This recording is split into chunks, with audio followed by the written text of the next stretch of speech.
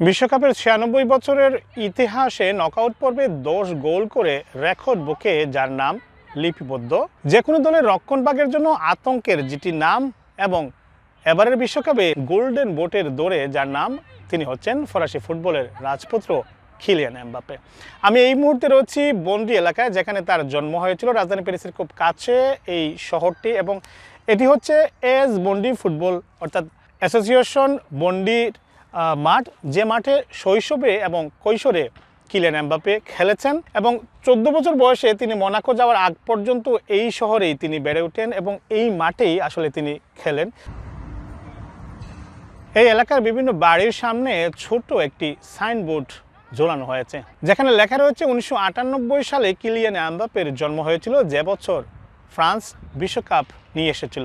ফরাসিরা বলছেন ফ্রান্স বিশ্বকাপ জয়ের সাথে সাথে কিলিয়ানের এমবাপ্পের জন্ম, এটিও তাদের জন্য একটি বড় প্রাপ্তি।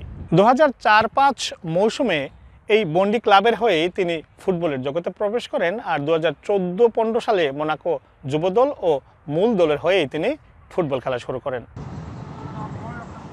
2014 সালে অনূর্ধ্ব-17তে ফ্রান্সের হয়ে তার অভিষেক হয়, আর 2017 সালে ফ্রান্সের হয়ে তার আন্তর্জাতিক অভিষেক হয়। তারপর তিনি আর পেছনে ফিরে তাকাননি, একের পর এক রেকর্ড তিনি স্পর্শ করে চলেছেন। যে মাঠে কিলিয়ান এমবাপ্পে কিশোর বয়সে অনুশীলন করেছিলেন, এই মাঠে এসে আমরা বেশ কয়েকজন কিশোর তরুণকে অনুশীলন করতে দেখি এবং তাদের সাথে কথা বলি। তারা আমাদের জানিয়েছেন তারাও স্বপ্ন দেখেন একদিন কিলিয়ান এমবাপ্পে হবে, এবং তারা খুবই গর্বিত যে এই মাঠে কিলিয়ান এমবাপ্পে এবং এর বাইরে ফ্রান্সের বেশ কয়েকজন মহাতারকা ছোটবেলায় খেলেছিলেন।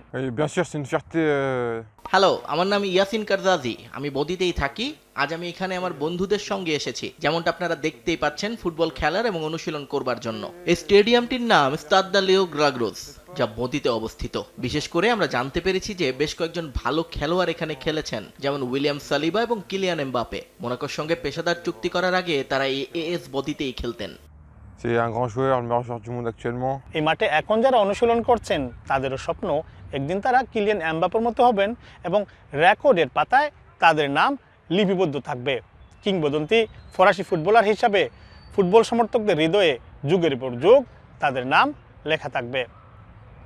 বন্ডির ফুটবল মাঠ থেকে মোহাম্মদ লুৎফুর রহমান বাবু, সময় সংবাদ।